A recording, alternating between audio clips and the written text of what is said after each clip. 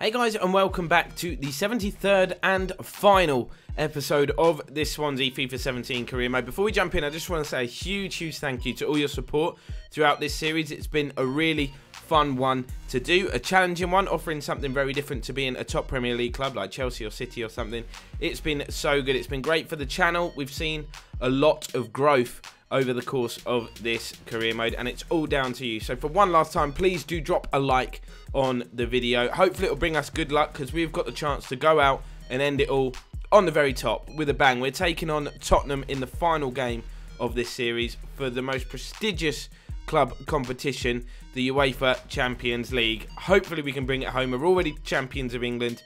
Can we be champions of Europe as well? 2 emails we've received, very nice subject lines: nice work and great work. So you know you're doing something right. We've increased the club's worth within 2 seasons. That was one of our objectives. We've managed to do that, and also the exposure objectives, to maintain a high attendance throughout the season. We've managed to stay on track with that one as well. So the board are very happy with us, but our managerial rating only 73, and that's down to the investment in the youth that they wanted. We basically boycotted that. So here we are, my favourite stadium, or one of my favourite stadiums in the world, the Veltins Arena. The roof, I believe, is closed, which is unbelievable. We're obviously based in Germany here, so neither of us, both being UK-based clubs, are going to have any kind of home advantage. Biggest stage, biggest of occasions, making it very difficult for us to pick the starting 11 today. Every player wanting to be involved. They are the routes that the teams rather, took to this final. There is the Swansea Army, the fans out in force. It's just massive. So here is the starting 11 that I have gone for. Obviously some people are going to be disappointed, but we've gone to 4-1-2-1-2 narrow formation. Dembele and Nano leading the lines, and I've got my technical players in midfield. We're going to try and play some football. Alfie Mawson starts at the back. Michael Keane, having just come back from an injury, I don't think this is the occasion to just chuck him straight back in. You saw the trophy there that we're playing for. We're up against an excellent manager in Mauricio Pochettino. Spurs will do wonders to keep him this year. He said he's staying. He said he wants to stay, and I think he will take Spurs to the next level next year. And this is how they line up. They've obviously got Son. I can see him there, one of the most used players in Ultimate Team. They've got Eriksen, who's got 4 goals in his last 3 games. Volland leads the attack. Come on, boys. One last time for the end of this series. Let's end it on the high of being champions of Europe. Come on. Here is Dembele. Got a bit of space early on. We have obviously got a lack of width with this formation, though. But Sergio Roberto looking to take it past Matip. Not happening. Volland, nice ball on the outside. Eric Lamela finds Christian Eriksen. No one in the middle for him at the moment, but he's got good feet, and Kimmich concedes the corner. So 10 minutes on the clock, and a chance for Tottenham here with this set piece. Eriksen's delivery is decent. Donnarumma punches it away. Danger not fully cleared. Joel Matip will find Sanson. Sidesteps his man. Sidesteps another, hits the shot. It's blocked behind again. I stand corrected. Goal kick was given. It deflected off a Tottenham man. So we get away with that one. And we can settle down now, 15 minutes in. Semedo with the throw-in. Nano is going to have to come and provide some width for us here. Kimmich will find Sanchez. Ooh, doesn't want to lose it there. Doesn't want to lose it there, and that's exactly what he's done. But Spurs sloppy in possession. A lot of nerves out there today. A lot of mistakes, simple mistakes, being made. But you've got to expect that in a cup final. Son, he picked up possession as Tottenham get it back. It's changed hands a lot. An awful lot. Here is Volland. We'll find Lamela. Spurs on the front foot yet again, but Sanchez gets a little toe on that. Kyle Walker will keep possession. Inside to Eric Lamela. Walker goes down. Lamela keeps going. I don't want to foul him. That's what I'm being careful of. Oh. I was concentrating so much on not diving in, not committing to the challenge, not giving a penalty away. Eric Lamela has just gone about his business and smashed Spurs in front. I don't know how he's done it. I don't know how he's done it. I thought we had every angle kind of covered off. He cut back, look, and Lemos, and it's come off Donnarumma as well from the tightest of angles. Oh, that's mouldy. Kimmich into the feet of Dembele. He's turned away from his man. He's got Nano up there with him. He's found Nano. Could be immediately level. Half an hour on the clock. It's 1-1 here at the Veltins Arena. We were not behind for very long, and I don't even need to tell you who scored. Good awareness from Dembele. The pass wasn't really on. Nano did take it really well. It's all about the first touch there. took it in his stride, got him away from the defender. Kyle Walker just couldn't get back despite his pace and passed Lloris in a flash. Volland, oh, nice touch to get away from his man. Semedo looking to cover. In the meantime, Son takes over, tried to catch Donnarumma out, but he was aware of it and saved it, turned it behind. Is it sneaking in? No, it's definitely going wide, but he wasn't sure. Rather safe than sorry. Corner then to Spurs. Outswinger, headed away by Sanchez. Nano loses possession, being too casual on the edge of the box. Son finds Sanson. That's a bit of a tongue twister. Eric Dyer's in the box. Dug an effort out. It's gone wide. That could have been creeping in for a second. My heart was skipping a beat. Lamela pings the ball out to Kyle Walker. Oh, nice turn. They've got some space here. Again, our lack of width is leaving us a little bit exposed. Here is Volland on the edge of the box. No shot. Good block this time by Lamos. That's what I wanted him to do against Lamela. Corner. 2.5 minutes before the end of the first half. Eric Dyer got up to meet it as well. Power header straight at the goalkeeper. A foot or so either side, and we were in big trouble there. There you go, half-time whistle goes, and the referee brings the first 45 minutes to a close, and it is one that Spurs have absolutely dominated. It's been quite entertaining though, quite eventful. Usually, or sometimes on these big occasions, teams can have that fear factor, and it makes for a very boring first half with a lack of chances. Not today. I've changed things around already because Spurs were so on top. Lozano comes on, Moussa Dembele is sacrificed, 4-2-3-1 for the second half. Bentaleb's come on in place of Eric Dyer as well. Just seen that. That's a weird one. Dyer was bossing it, I'd say, in that midfield for Spurs. So, strange decision by Pochettino, but we'll roll with it.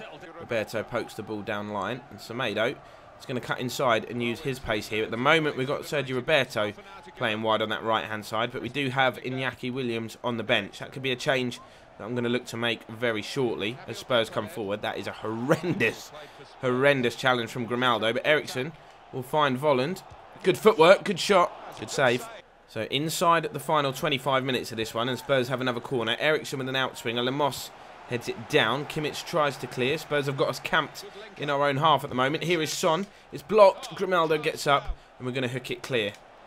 Living on the edge at the moment, but we might, with Nano's pace, be able to launch a counter-attack here. He's cut inside, and it's really opened up for him, but Danny Rose is there. What a covering challenge that was. Lamela. Oh, wow. That come out of nowhere. That was literally like a long ball forward, knock down and strike. And Volland has come within a whisker of firing Spurs back in front here. Oh, look at that. The relief.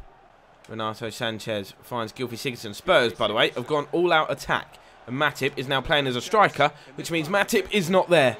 Come on, Nano. 15 minutes remaining.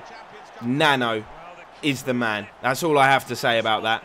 Why are Spurs all out attack? Why have they taken that gamble? But look at the composure. Outside of the right foot. Inch perfect. Inch perfect. Had to be a keeper of Hugo Lloris's quality there. No chance. I'm now going to make that change with 15 minutes to go that I said I was going to do earlier. Iñaki Williams coming on, injection of pace. Sergio Roberto, who's done a decent job in an unfamiliar position today, is going to come off and be replaced. Here's Grimaldo, fires the ball forward, and what a ball that's turned out to be. Nano, of course, now on a hat-trick, hunting down those defenders. He's hungry for more. The Tongan clears up. Spurs were all out attack anyway. Now they're obviously really going to have to go for it, but I don't think we'd have opened up their defence if they didn't make that decision. So it was a strange one with the score at 1-1. Very strange, but it might pay off now. Alfie Mawson stabs it clear. Son lays it off. It's Bentaleb. Oh, wow. That definitely deflected. I'm sure of it. Tell by the trajectory of the ball. We've got 5 minutes left. I'm already defensive. I'm going to go park the bus now. Corner comes in. Donnarumma punches it clear. It's going to go back out to Eric Lamela. This may be Spurs' last opportunity. Donnarumma there again. Gylfi Sigurdsson, help it away, lad. Nano helps it clear. And we're going to escape. We're going to escape. Deep into stoppage time. I'm just launching the ball forwards. There may be one final throw of the dice for Spurs, but he's offside. That's it. That is time, referee. Surely, if I just be boring, and I don't care about being boring, I'm going to thump this down into the corner. When that goes out, it must be time. And relax. Knowing for some time that they are the champions. Alan. Yeah, absolute joy amongst those players. Hard, haven't they, over the course of the last 9 months or so, and boy, they deserve it. These are special moments for... Ladies and gentlemen, we are going to end this series champions of England, champions of Europe. People are going to come here and they're going to watch this vid if they're just clicking on this for the first time and say, well, it's too easy. It's not on a hard enough difficulty. We put it on Legendary. We were smashing it. So we made it harder with the sliders. We carried on smashing it. So we made it almost impossible and put some ridiculous sliders on there, and we're still smashing it. It's credit to these boys, the squad we've put together. I'm going to shut up and let Gylfi lift it. They are Europe's elite. They have won the Champions Cup.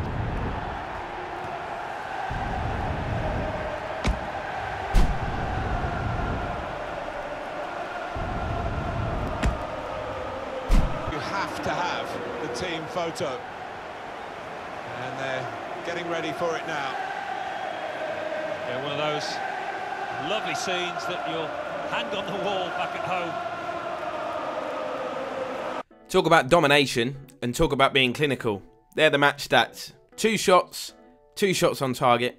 2-1 to Swansea. Unbelievable. In saying what I was saying a minute ago as well about Legendary and the sliders and stuff, I really hope that's something that EA take a look at. I wasn't generally being big-headed. There's a load of other YouTubers that are finding Legendary way too easy this year. I hope for FIFA 18, because a lot of you asked me, what do you want for FIFA 18? They take Legendary and make it more difficult, just like it was in FIFA 13, 14, 15, etc. But, just take a look at that. I'm so proud of that. I'm sorry. I keep going on about it. Champions of Europe. So the best way to end this series, I think, is just to have a look at the English season, round it up, have a look at who won what trophies and some of the other European leagues as well, and then we will do a quick squad report. So Liverpool won the Community Shield. You can count that as a trophy because Jose Mourinho obviously is. So Liverpool won that. They beat us, of course, so that's obviously a big disappointment. They also won the FA Cup, so decent season for them in terms of trophies. If we skip forward one more, the EFL Cup was won by Stoke City, beating Bournemouth in the final. Juve won this pre-season competition. Copa Europe, which I think is the European Super Cup, isn't it? We lost to Leverkusen. I don't actually remember losing that. That's a disappointment. That's a trophy I'd have loved to have added to our decorated now cabinet, because we got the main prize. We've won 2 of these. We've won 2 Premier Leagues. It's been a fantastic series, no doubt about it. Beat PSG 4-0 on aggregate in the semi, which was absolutely superb. The Europa League, City were beaten in the final by Inter Milan. Credit to them. Obviously a big side in Italy. And then we're at the other types of tables. But let's have a look at the other major leagues around Europe and see who won what. I'm only going to have a look at a few. I'm not going to be here all day and go through all of them. But Belgium, Anderlecht won the league there. Credit to them. Bruges in second, Ghent in third. And then as we just scroll through, we'll have a cheeky look.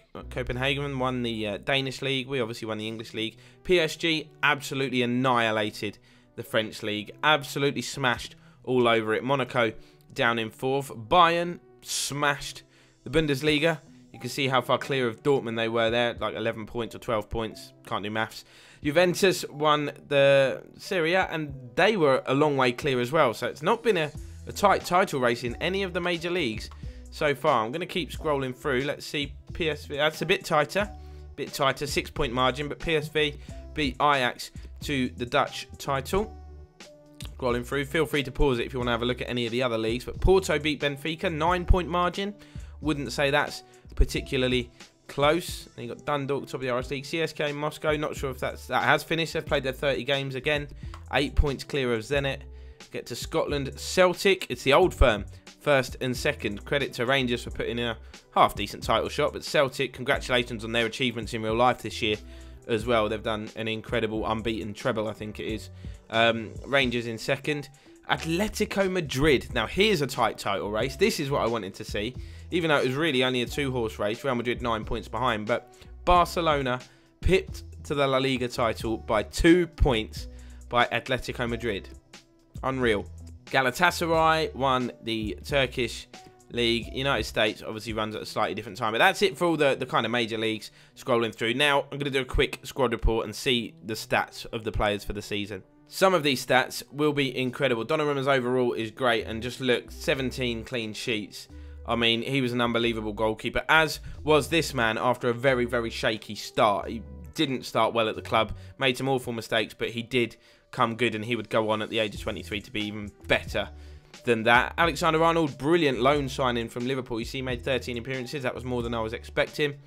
Sergio Roberto, he was brilliant. All of the players were brilliant. Obviously, you don't have a season like we've had without being absolutely brilliant. So it's mainly looking at goals, assists, clean sheets, and those kind of things. Semedo, I've got the inform of him on Ultimate Team today, which made me a little bit happy. But I was obviously doing an SBC because he's not available in form anymore. But his stats were going up. They were flying up. He's only 25, so he's just about to hit his peak. Sam Byram didn't get as many games as I was hoping for, but he would no doubt have been a decent squad rotation right back. Alfie Mawson, he's unhappy because of a wage demand thing, but obviously I know this was the last season, so I wasn't going to go and start offering players new deals. And Lamos, he scored some bangers. Not this year, he didn't score any, but in previous seasons he scored some absolute beauties, and his stats are fairly decent as well. Van der Horn, unhappy, doesn't get a lot of game time. We know that. We've got some decent centre-backs at this club, Michael Keane being one of them, although he is transfer listed. Again, that's a wage demand thing. He was solid. Got a bad injury in this season, though, which kept him out for a long time. And then look at this guy's valuation and rating. Alejandro Grimaldo, absolutely superb left-back. Brilliant throughout this whole thing. Stephen Kingsley, done a decent job as his backup. 20 appearances this year, which is obviously quite decent for a backup player. This guy caused me a headache because it is pronounced Christian Pulisic. Not Sitch. I know Martin Tyler says Sitch. You can ask Americans. You can ask the man himself. I've seen him say it in interviews. It's Christian Pulisic. He didn't get a great number of games. Obviously, 21 appearances this year, probably mainly from the bench. But stats, overall, valuation, age, all in his favour. Absolutely brilliant. Josh Kimmich was kind of a bit part player. We paid a lot of money for him, 40 mil, as you can see. Obviously, he's only 24. He would go on to be solid if we were to continue this series. Kessie, not a first-team regular. He made a lot of appearances, but he was not often a starter. But he did score some absolute screamers. Tom Davies, we brought in just to bolster the squad a little bit on loan from Everton. Ryan Blair didn't play. Renato Sanchez, another player that didn't get as much game time as I would like, really. I know he's got the potential to be one of the best young midfield players in the world, and his stats just back that up. Josh Sheehan didn't play. Tom Carroll, bit part this season. I think he had more of a part last year, if I'm not mistaken. His contract's expiring. I wasn't worried about him. And then the main man, a player that I absolutely adore, Gylfi Sigurdsson. Goals, 15. Assists, 16. Average rating, 8.1. He was just a beast. His stats didn't really move. He's in his prime. He's 29 years old. Valued at 19 million. He is just the main man of this series. And then Iñaki Williams, that really took a bit of time to come good, but boy, he did. 86 overall. You can see the stats don't really back that up, but his physical attributes and things like that just show how good he was. Justin Kluivert, bit of a novelty signing. We bought him for 1.5 mil. Only made 11 appearances for us, scoring the 1 goal. Goal scoring records for our strikers this season. Unreal. Moussa Dembele, 20 goals in 26 appearances. Not all of those were starts. He turned into a beast. His acceleration this year went up to 88, which was insane. Kasper Dolberg, or Goldberg as he's better known, £38 million at the age of 21. 85 overall, 13 goals in 29 games. So not a blistering goal scoring record, but he was just prolific. If we started him every game, I think he would have got us 20-25 goals a season. But the standout striker, £12 million we signed him from Eibar. 29 goals in 36 appearances, 5 in 7 in the Champions League, 24 in 27 in the Premier League. That is ridiculous. Absolutely ridiculous. Stats, acceleration 99, sprint speed 88. There's no word that describes him. Mbappe we got on loan, but he got a massive injury and was out for a while. Did grab a goal for the club though, which was pleasing. Alexander Isak, someone asked me what happened to him the other day. We sent him out on loan at Sunderland, where he done bugger all apparently, as you can see by his stats. Lozano, poor man's Eden Hazard, as I called him before. I stand by that. He's very effective. He's very quick, as you can see. Agile, agility and sprint speed 99. You do not get much better. Again, stats this season failed to back that up. And then a little fan favourite, Ben Woodburn, who come in on loan. Didn't do a lot this year, but he was effective. He used to go past defenders like they weren't even there. But that is it. That is a wrap as far as the squad is concerned. Now, like I said, that is a wrap. That is it for this series. I said before we weren't going to do another season with Swansea, and I stand by that. So the series is now over, which I'm sure you're dying to know what are you doing next? And that is something I've got to go away and think about. FIFA is in that awful stage of its life cycle at the moment where it's kind of dead in terms of career mode, but Ultimate Team's not really a big thing either. Weekend League's still going strong, and obviously we had the regionals and all of that. So I've got to really have a think about what I'm going to do, but don't worry, I will consult you guys.